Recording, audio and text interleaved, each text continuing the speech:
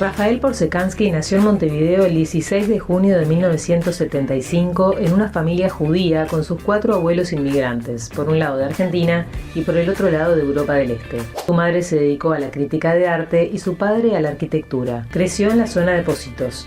Tiene 2 hijos, de 14 y 9 años. Se licenció en Sociología por la UDELAR y cursó un máster en Sociología en la Universidad de California, en Los Ángeles. Su primer trabajo fue durante unos pocos meses en venta de ropa en un shopping. Dice que desde entonces mejoró su paladar estético en cuanto a la vestimenta. Acumula una larga trayectoria como consultor independiente en investigación social aplicada. Es director de opinión pública y estudios sociales en Opción, donde lleva más de 8 años y 2 ciclos electorales. Sostiene que las consultorías en opinión pública le han permitido profundizar en las características de la sociedad en la que vivimos. Fue catedrático de metodología de la investigación en la Universidad Ort y ha colaborado como columnista en varios medios de prensa. Le gusta jugar y mirar básquetbol y ajedrez. Se define como muy cinéfilo y asegura que en más de una etapa de su vida corrió una beta musical. Hoy recibimos en Las Cosas en su Sitio a Rafael Porsekansky.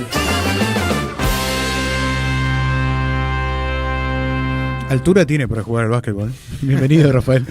Muchas gracias, muchas gracias. ¿Cómo estás? ¿Bien? Rafa. Muchas gracias, un placer.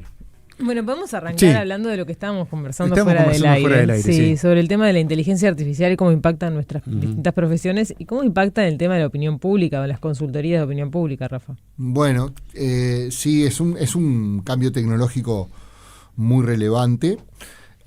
Nosotros todavía estamos un cambio en construcción en el oficio también, pero ya uno puede notar que algunas prácticas se transforman y también algunos roles se transforman. Por ejemplo, la IA es un procesador de información muy potente. Si uno ve también la historia de los cambios tecnológicos, es como una secuencia de cambios que siempre van profundizando la capacidad de las máquinas de procesar información. Las computadoras son un gran hito, ¿no? Con los paquetes de texto o estadísticos. Ahora, las calculadoras primero.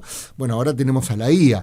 Por ejemplo, en estos momentos, si una técnica que habitualmente no se difunde en muchos informes, pero con los que los consultores de opinión pública, de mercado, trabajamos, son las entrevistas en profundidad o los llamados focus group, ¿no?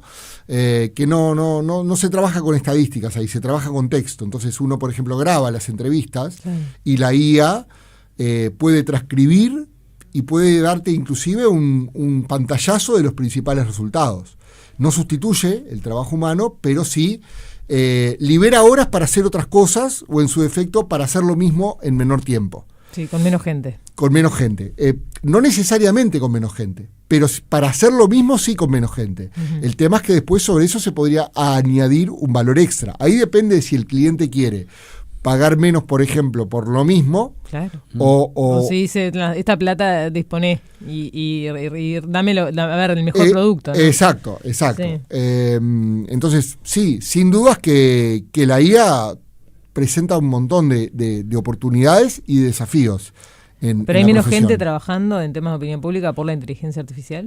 Yo no diría todavía que hay una tendencia tan marcada, porque justamente a veces, como digo, se liberan, es algo en construcción, se libera tiempo para hacer otras cosas, entonces todavía no hay una tendencia, pero que instala desafíos, los instala, eso sin dudas.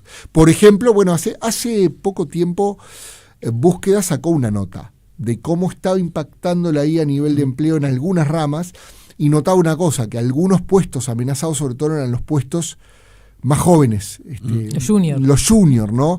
Cuando la tarea del junior es es muy automatizable, bueno, ahí se instala un desafío. Pero de nuevo, está la capacidad también de aprovechar ese tiempo para brindar servicios nuevos. Sí, el tema es que haya una cabeza detrás de eso pensando, ¿no?, en cómo distribuir a la gente.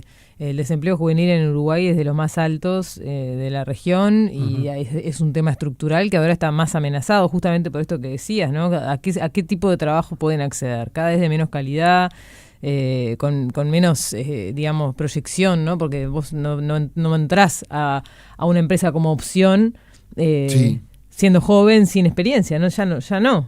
O podés haciendo entrar, qué. podés entrar sin experiencia, pero ya teniendo cierta formación, por ejemplo, generalmente en algo social, ¿no? A mí también me preocupa otro costado del desempleo juvenil que no tiene que ver necesariamente con la IA, y es el tema del bachillerato incompleto, por ejemplo, el alto porcentaje de gurises que no tienen que tienen muy bajas credenciales educativas para lo que es el momento, porque una cosa era tener primaria completa hace 100 años.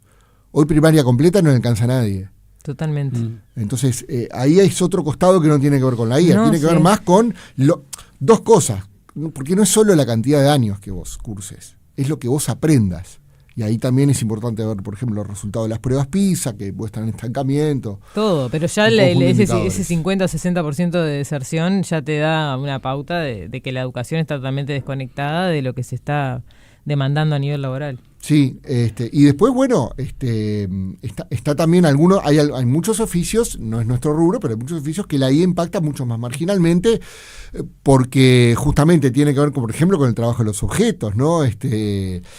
Carpintería, electricidad, todo ese tipo de cosas que de pronto, vaya a saber uno, tienen una salida importante en el mercado. Yo hace poco leí un artículo sobre la sociedad israelí, que citaba varios casos. Israel es bastante pionero a nivel de tecnología, y citaba varios casos de muchachos jóvenes que justamente con la baja de demanda en lo que es programadores y ese tipo de cosas, estaban haciendo un cambio hacia las profesiones vinculadas al mantenimiento de hogares, por ejemplo. Claro.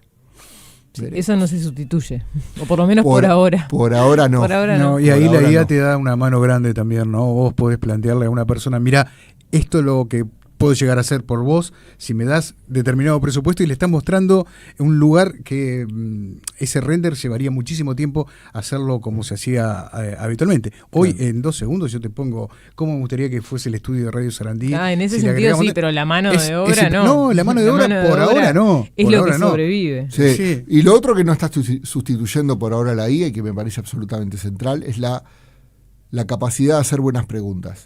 Eso es fundamental. Y ahí tienen un lugar las ciencias sociales y una rama que ustedes bien conocen, que es el periodismo. Claro. Y si no tenemos una sociedad que sepa hacerse buenas preguntas, estamos fritos. Sí, y lo hablamos fuera de micrófonos, ¿no? La IA también funciona muchas veces basado en los prompts, en esas preguntas que uno le hace, ¿no? Y la direcciona para determinado lugar. Y buenas preguntas tienen buenas respuestas. ¿Cómo suele ocurrir? Exactamente. Rafael, vamos a entrar en el terreno ya más de los estudios que tú realizás. El último de opción. Sí, de evaluación de gobierno, segundo trimestre de 2026, muestra, bueno, por dar los principales resultados, una evaluación muy mala, 22%, 26% considera mala.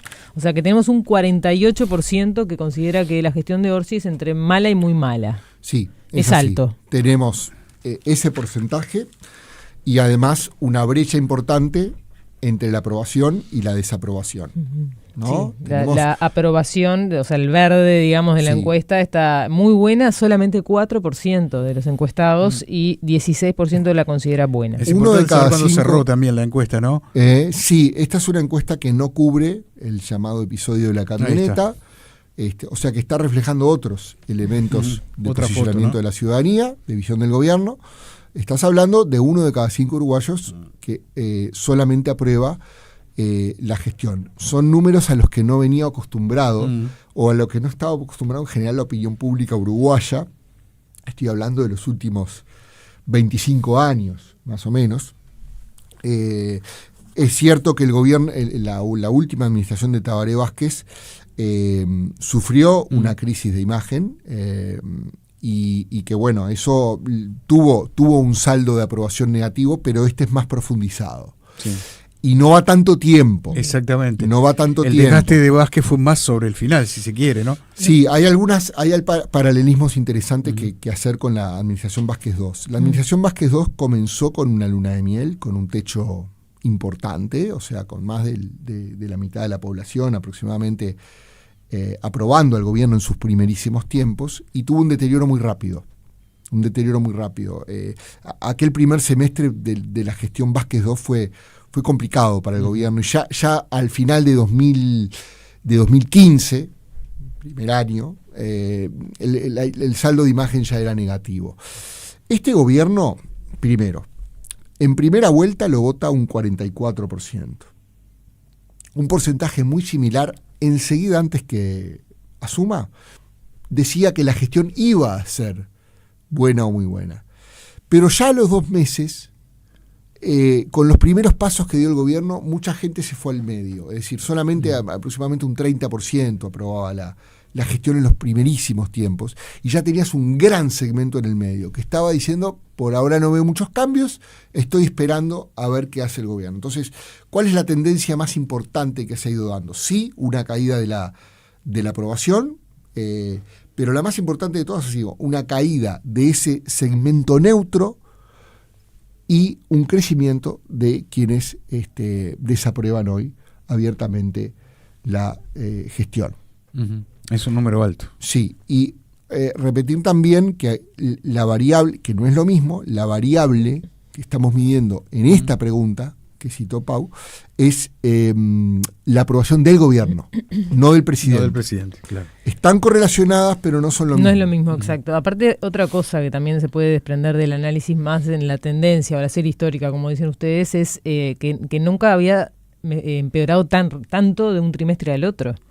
Sí, es una caída relevante. O sea, primer trimestre, perdón, sí. 38 era la desaprobación, ahora es 48, 37 ni buena ni mala contra 30 ahora, sí. Y 23 contra 20 sí, de es aprobación. Un trimestre muy recesivo ¿no? Muy. Nosotros medimos al gobierno enseguida antes de que cumpliera su primer año y lo volvemos a medir ahora en una medición trimestral que incluye 2 meses. Se hace más o menos la mitad de la muestra en abril y la otra mitad en mayo. Uh-huh. Y el resultado promedio es el que presentamos. Es un trimestre recesivo, efectivamente. Evidentemente que hay expectativas insatisfechas de la población. Pueden haber 2 costados aquí que estén jugando. Uno es el costado más de la política pública y otro es un costado que nunca tampoco hay que despreciar, que es el costado comunicacional o de liderazgo, ¿no? Uh-huh. Donde ahí quizás está sufriendo algunos crisis de imagen el gobierno y el presidente particularmente. ¿Qué tan importante es? ¿Y por dónde ves que se está dando ese impacto en el gobierno de Orsi? ¿Cuál de estas dimensiones? Lo de la comunicación y el liderazgo, ¿no? O sea, esta otra parte que no tiene que ver con las políticas públicas. Sí, yo creo que es una de las áreas. Es muy difícil determinar qué impacta más en la aprobación de gestión. Algunos datos nos ayudan. Por ejemplo, la aprobación de la gestión general es muy parecido los datos a la aprobación de la gestión económica. Hay un análisis que hizo Agustín Bonino, director de opción para Economía y Mercado del suplemento del País, donde justamente muestra este tipo de... Ese paralelismo, exactamente. Entonces, ¿Y qué se puede concluir de eso? Bueno, y esto es algo habitual, salvo periodos extraordinarios como por ejemplo la pandemia. Ahora les digo qué pasó en la pandemia. Pero en sí, ¿qué es la variable que en general más sopesa a la población a la hora de decir le otorgo buena o mala nota a un gobierno? Generalmente los temas económicos. En Uruguay los temas económicos, en otros países puede ser temas de defensa militar, temas de política exterior. En Uruguay, como en la mayoría de países latinoamericanos, el bolsillo, el bolsillo, la economía. Cuando la evaluación de la gestión económica no es muy buena, generalmente no es muy buena tampoco la evaluación del gobierno en su conjunto, salvo que hace un shock en algún otro tema relevante y que afecte donde la gente ponga en la balanza y de pronto le otorgue buena nota al gobierno por eso.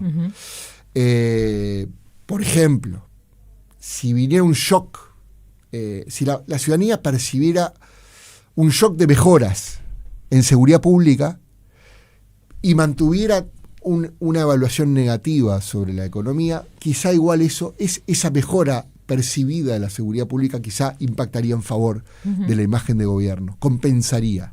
Pero en situaciones más habituales esto no es lo que pasa y la gestión económica seguramente tiene una incidencia muy importante en la evaluación después de la gestión del gobierno en su conjunto, porque es la primera gran demanda que tiene la ciudadanía. ¿Ah? Sí. Ahora, junto a eso se deben montar otros factores. No debe ser la única causa que explique por qué uno evalúa bien o mal a un gobierno. Y ahí, en ese sentido, bueno, evidentemente que el presidente Orsi está sufriendo algunos temas de imagen de gestión. Por ejemplo, su popularidad presidencial también, la popularidad presidencial también está a la baja. Y la aprobación de la gestión del presidente también está a la baja. Entonces, sin duda que a un gobierno lo perjudica cuando la figura máxima, y Uruguay es un sistema presidencialista, no tiene una evaluación demasiado favorable de parte de permea la desaprobación de la imagen del presidente sobre otros actores como puede ser un ministro de Economía. Que en realidad además tiene buena aprobación. Sí, el ministro en sí. Sí, lo que pasa que en esos casos también los ministros gozan, saliendo del círculo rojo, gozan de una visibilidad y conocimiento mucho menor. Claro. La figura conocida por excelencia en los gobiernos es el presidente. Y en ese sentido, Rafa, en los estudios que ustedes hacen más a nivel cualitativo, ¿qué encuentran de la imagen presidencial, de ese deterioro del que hablas? Bueno, en este momento no estamos haciendo estudios cualitativos de opinión pública, pero no específicamente del tema de la imagen del presidente.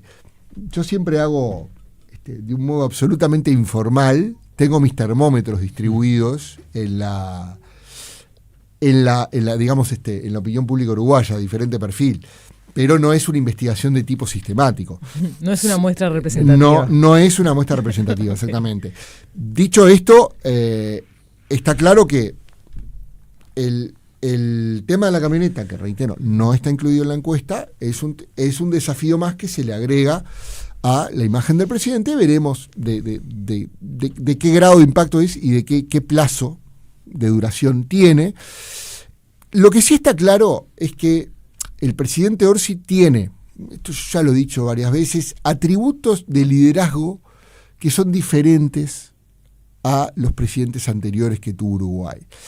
Especialmente esa cosa de posicionarse como una figura de mando fuerte, ¿no? De, bueno, acá el presidente zanja, acá el presidente dictamina y demás, no es el talante de Orsi. Lo ha intentado hacer en el último tiempo. Sí, lo busca, pero no es el perfil más natural de él. Él es un perfil más de diálogo, más de construcción de acuerdos, quizá en última instancia de escuchar a todas las partes y tomar un dictamen final. Lo hizo, por ejemplo, con aquel episodio de la ex ministra Cairo, donde hablaron varias partes, finalmente el presidente decretó. En ese entonces creo que salió relativamente bien posicionado en esa instancia. Pero además concreta, siempre está ese cuestionamiento de que hay otros que deciden por él, que es el MVP en realidad, que Jorge Díaz, que Pacha Sánchez, ¿no? O sea, siempre está ese fantasma de que no es el además, presidente. Si la autoridad se delega, en definitiva se pierde, ¿no? Sí, ese es uno de los cuestionamientos. Después hay otro tema también que creo que trasciende al presidente, pero lo abarca. Yo creo que el mundo en general está ante una crisis de narrativas muchas veces, ¿no? Es decir, de líderes políticos que se posicionen con mucha claridad y digan, es por acá, es por allá, y presenten un corpus de ideas más o menos consistentes de decir hacia dónde va hacia dónde debe ir el barco. Y creo que en eso esto incluye al presidente Orsi, pero lo trasciende. Excede, me parece que es un fenómeno más general. No digo que abarque a todos los políticos, ni mucho menos, pero sí que es una tendencia que está. De hecho, venimos de una campaña electoral que fue fría, fue poco intensa, fue justamente donde la ciudadanía no percibió un debate claro de proyectos de país. Entonces, eso es algo de lo que está adoleciendo Uruguay y otros países también. No había grandes buques insignias en la campaña, ¿no? Eso fue algo que hablamos, sí, ¿te acordás, Paula? Que no había grandes temas. Que estaba y siempre difícil decimos, encontrar ¿no? dos o tres puntos claves. de la campaña. No, iba a decir que siempre decimos que los políticos son representación de nosotros mismos, ¿no? Entonces eso de lo que adolecemos, a su vez yo percibo, y no sé cómo lo ves vos, que es lo que no estamos demandando. Lo hablábamos con Pepe Rila, el tema de la demanda, ¿no? De la baja demanda. La baja demanda que tenemos como sociedad de ir a fondo con los temas, de avanzar, de generar cambios concretos y reales. Sí. En estos momentos hay un... La sociedad está esperando a veces cambios que el sistema político no está pudiendo realizar, y por momentos también aparece cierto desajuste entre los temas de los que hablan los políticos y los temas de los que espera la sociedad que hablen. Sí. Y eso sí también es algo que se está viendo en muchas partes del mundo. Sí, también. Sí. Pero a su vez nosotros que estamos con las noticias todos los días también, no sé, yo entiendo que hay como una cierta hipocresía en general, ¿no? De lo que se supone que es importante y de lo que en realidad a la gente le interesa. Y ahí creo que también hay una desconexión que se palpa en el consumo de información y en el consumo de redes, en el consumo de todo lo que son los contenidos en general, ¿no? Lo que se dice y lo que en realidad se consume, y creo que con la política pasa un poco lo mismo. O sea, si vos como político, me imagino, estás hablando de los temas importantes, no sé qué tanto vas a lograr que te escuchen. Al final lo que termina rindiendo a nivel de rating, entre comillas, es esa cosa más polémica, más del día a día, los intercambios más calientes. Pero los intercambios más calientes, lo que se dijo un diputado con otro, alcanzan o interesan a un porcentaje muy chico de la gente. Sí, pero se consume. Se consume, sí. Entonces, claro, ahí pero lo que pasa bueno, ¿qué es en realidad este consumo? ¿Qué significa este consumo? ¿Por qué se hace? El tema es también quién consume. Capaz que ahí empezás con la muestra sesgada de los consumidores. Está bien, eso sí, total. Ahí hay un sesgo, sí. Pero, por ejemplo, un tema que se hicieron menciones, se debatió un poco, pero que a la gente le impacta y que es un tema de preocupación, es el tema de las tanquetas, por ejemplo, esta infraestructura militar que donada por vehículos los Estados Unidos, sí, los estuvimos vehículos hablando blindados. más temprano. Bueno, ahí hay un tema, yo creo que justamente se podrá estar a favor, se podrá estar en contra, pero a la gente ese tema no le pasa desapercibido. Cuando se discute qué hacer con el tema situación de calle, tampoco le pasa desapercibido. Cuando se discute qué hacer con la limpieza en Montevideo, tampoco le pasa desapercibido. Ese tipo de cosas, ese tipo de discusiones, obviamente están por lo menos tocando con demandas ciudadanas concretas y muy presentes. Son temas de convivencia. Sí. Básicamente. Sí, es que es el gran desafío claro. que tiene Uruguay. Uruguay tiene un gran desafío a nivel de crecimiento económico, por ejemplo. Duda. Pero en lo que más el problema mayor que tiene Uruguay es justamente un tema de convivencia, yo creo, vinculado a la violencia, a la inseguridad, a la pobreza extrema, ¿no? Porque la situación de calle en definitiva es una situación de pobreza extrema, ¿no? Y bueno, para eso también se precisan recursos, y ahí viene todo el tema de cómo crecer más, cómo logramos que el Estado gaste más eficientemente, etcétera. Rafael, hay muchísima gente que está siguiendo con muchísima atención, y me imagino también, o pretendo imaginarme, alguien que diga, bueno, pero ¿y esto se puede revertir? Estoy hablando de la caída en la popularidad del presidente. ¿En algún momento puede dar la vuelta esa caída? ¿O qué va a pasar? Puede dar la vuelta. Puede dar la vuelta, sí. Puede porque tiene tiempo. Tiene tiempo, el desafío está instalado.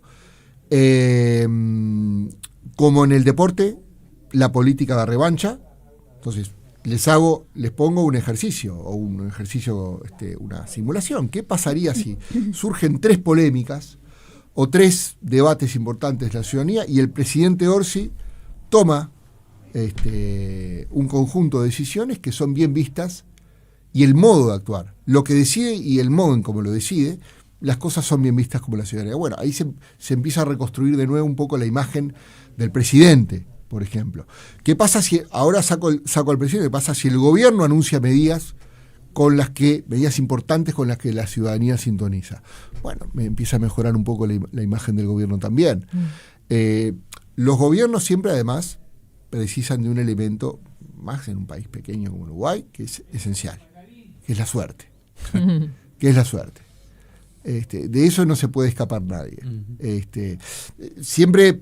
Que es muy relativa también, por ejemplo, ¿no? Siempre se ¿No? hizo foco en los errores de Tabaré Vázquez 2, supuestamente frente a Tabaré Vázquez 1. Sí. Ok, pero no te olvides que Tabaré Vázquez 1 ocurrió bajo el boom de las commodities. Claro. Y Tabaré Vázquez 2, cuando finalizó el ciclo. Sí, y son contextos totalmente diferentes. Totalmente, y después tenés el tema de la calle con pandemia, que se leyó obviamente fue un tremendo desafío, pero al haberlo llevado bien, bueno, alguien puede decir, tuvo la suerte de tener que gestionar una cosa complicada y hacerlo bien, y eso le valió mucha popularidad durante un buen tiempo de su gobierno, ¿no? El azar es un elemento muy, muy importante, sobre todo para...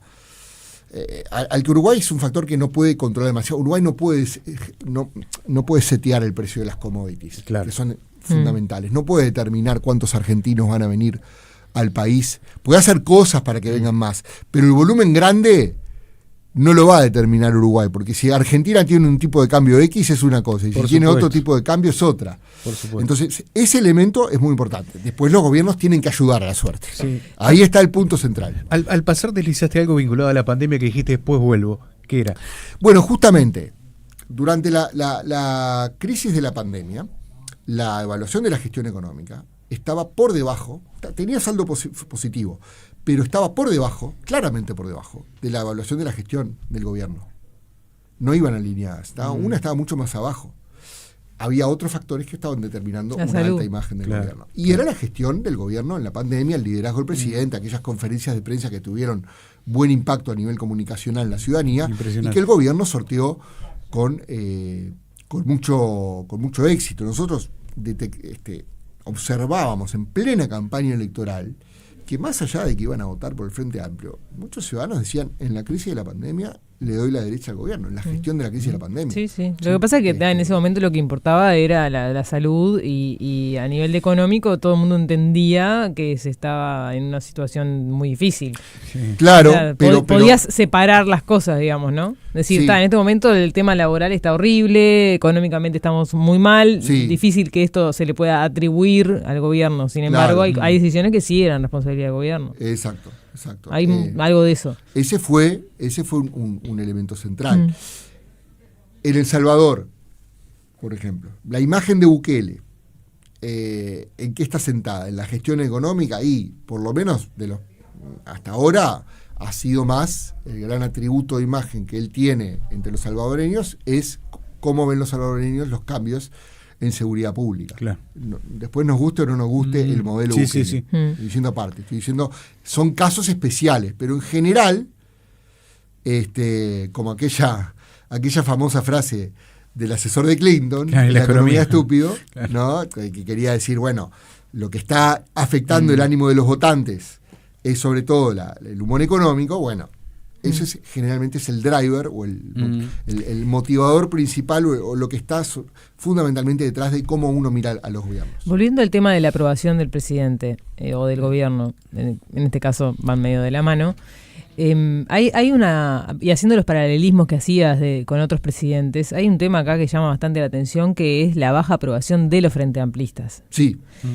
¿Y cómo lees ese tema? ¿Qué tan preocupante es que los propios frente amplistas solamente 38% apruebe la gestión de Orsi? Bueno, creo que es una luz amarilla con tintes naranjas para el Frente Amplio. Amarilla con tintes naranjas. Sería naranja si estamos a un año de la elección. ¿Por qué? Porque la aprobación de gobierno impacta a nivel electoral. Sobre todo en ese porcentaje, que es un porcentaje muy importante, que no es tan camisetero. Entonces ahí hay varios componentes que destacar. Primero, ese grupo genérico de frente amplistas, que son más de la mitad hoy de los frente amplistas, que no de los frente amplistas, de los votantes del Frente Amplio, de la elección. De los votantes del Frente Amplio en la elección pasada, vamos a ser más precisos. De ese grupo genérico que no aprueba, yo distinguiría dos grupos. Un grupo es mayoritario, es de votantes, más que de frente amplistas militantes, adherentes, simpatizantes. No tiene una identificación partidaria fuerte, digamos, pero sí lo vota con bastante frecuencia, etcétera, al Frente Amplio. Ese tipo de perfil generalmente está demandando más cambios concretos quizá algunos cambios en el liderazgo presidencial, pero quiere ver cambios, más con lo que pueda hacer economía, tema de seguridad pública, situación de calle, perdón. Ahí hay un tema. Y atención, ese segmento tiene más riesgos de cruzar la frontera hacia la coalición republicana o hacia otras ofertas del sistema, que el frente amplista más militante, de comité o adherente. El de la camiseta. El de la camiseta, exactamente. Así que ahí hay un riesgo ya de que en la medida que este descontento continúe, un sector de estos votantes, primero que nada, después emigre. Después el otro segmento es muy importante para el ánimo, porque es el que más llega a los dirigentes, muchas veces el que más se expresa en las redes sociales o en los feeds donde más se habla de política, y además es un segmento estratégico, no tanto cuantitativamente, sino porque cuando no tiene entusiasmo por su propio gobierno, no tiene capacidad de contagio a otros. Porque muchas veces, ¿cómo funciona el voto, el comportamiento de voto? Muchas veces son los convencidos que persuaden a los no convencidos. Eso es un elemento importante, ¿no? A nivel familiar, uno ha visto mucho en investigaciones cualitativas cómo las personas más de unas preferencias más blandas terminan siendo de pronto, mi tío me dijo que tengo que votar esto, claro. Mi familia me dijeron que... Entonces eso se empieza a dar. Cuando no tenés ese nivel de convencimiento, de entusiasmo, bueno, tenés más riesgos también. Sí, claro. Acá, por ejemplo, llega un mensaje que dice: como votante de siempre del Frente, lo único que le exigía como representación era que velara por los trabajadores. Hoy en día ni eso veo. Estoy muy decepcionado y me consta que somos muchos. Bueno, exacto. A ver, creo que hay un indicador también de ese sentir en ese público del Frente más politizado, que es el carnaval. El carnaval pasado no fue un carnaval de cuplés de defensa cerrada del gobierno y pura crítica a los partidos de la coalición republicana y demás. Fue muy misturado en ese sentido. Y ya marcó cierto descontento. Y ahí, en ese público, no está solamente el descontento con lo que pueda ser resultados de pan y manteca, sino está más con las cuestiones más simbólicas, que quizá no afecte la vida diaria de las personas, pero sí hacen a la identidad del votante. Por ejemplo, la visita de Orsi al portaaviones de los Estados Unidos. Por ejemplo, las declaraciones del gobierno en torno al conflicto de Israel y Palestina. Por ejemplo, la postura del gobierno de intentar desalentar la discusión o la implementación inclusive de un impuesto al 1% más rico. Claro. Entonces, ahí hay evidentemente un desafío para el oficialismo. Qué complejo, qué interesante primero lo que estás diciendo, qué complejo para el votante de Frente Amplista, haciendo pie a lo que decía el oyente, que ve como sus expectativas de haber votado a alguien no se están cumpliendo, que viene cayendo el candidato ahora presidente, pero que por otro lado tampoco se están surgiendo esas candidaturas firmes, consistentes, que vos decís, pero este seguro va a ser candidato. Por bueno, no sé, me parece a mí. Exacto. En este momento estamos en un escenario que es desafiante para el oficialismo. Falta muchísimo, ¿no? Falta muchísimo. Pero ahora se da esto de que el Frente tampoco tiene un líder cantado para candidato para 2029, perdón. O sea que está ante un desafío también en ese sentido. En la parte de construcción de candidaturas, el Frente va a tener que ir resolviendo justamente un menú de candidaturas posibles. Hay nombres en consideración. Sí, hay nombres en consideración, pero no hay un candidato cantado. Claro. No hay un candidato como cantado. Podría haber del otro lado de la coalición republicana, si es que pensamos en la vuelta de la calle Pou, por ejemplo, o como uno podía imaginarse en 2011, para poner el paralelismo en el mismo punto respecto al gobierno, respecto a que volvería Tabaré Vázquez para 2015. Claro. Rafa, tengo otra pregunta en relación a la aprobación. Teniendo en cuenta estos niveles que tenemos ahora, ¿cuál sería el piso en el cual el gobierno no puede trascender, digamos, para seguir con un gobierno saludable? ¿O cuál es el límite, ¿no? de la desaprobación? ¿Hay una cifra? ¿Hay un número? No hay un número mágico, O sea, ¿hasta cuándo se puede bajar? Y se puede bajar ahí tenemos un caso digno de estudio que es Perú, que tiene niveles de aprobación de gobierno que estado por debajo del 5%. Sí. Claro, con reemplazos presidenciales permanentes, es otro país, otra cosa, con un presidente del Banco Central intocable y presidentes que van rotando, tienen periodos de un año. Y la verdad que es un caso muy particular, pero no hay una regla de oro. Puede ser, Jorge Valle llegó a tener un 10% de aprobación de gestión y hasta algo menos en algunas mediciones. Cerró su mandato, por supuesto que esto impactó en la votación del Partido Colorado. Obviamente. ¿No? Impactó en la votación del Partido Colorado y también ayudó a un fenómeno que ya venía anunciándose, que era el crecimiento del Frente Amplio y su primera victoria. Y si hoy hablábamos de suerte, ahí actuó la mala suerte también al principio del gobierno de Jorge Valle, ¿no? Es que sí, es que la suerte es un elemento importante. Después está lo que uno puede ayudar a la suerte desde la gestión. Ahí vendrá el análisis de en qué se equivocó y en qué acertó Jorge Valle en ese periodo complejo que le tocó, en el que le tocó gobernar, ¿no? Pero no hay un número mágico. Lo que sí es que cuanto peor sea, bueno, más difícil la remontada. Más nervios. También hay que estar atento. Muchas veces conducir un país también requiere de fortaleza anímica. Claro. No estamos hablando de dirigentes. El presidente mismo no son recién llegados a la política. Tienen sí un desafío mayor, es una vidriera más fuerte que, por ejemplo, el haber sido intendente de uno de los principales departamentos del país, pero cuanto más se deteriore la aprobación de gobierno, más ruido va a haber. ¿Crees que el episodio de la camioneta va a impactar en una baja más pronunciada de la aprobación? Es una pregunta difícil de contestar sin datos. Lo que diría es lo siguiente. Con los elementos que hasta ahora tenemos sobre la mesa, uno no imagina que sea el elemento determinante de los niveles de aprobación de la gestión. Punto 1. O sea que 2 puede ser sí un elemento que le quite, que produzca cierto deterioro adicional en la imagen del presidente, más que del gobierno. Y 3... porque aparte de esto fue todo del presidente.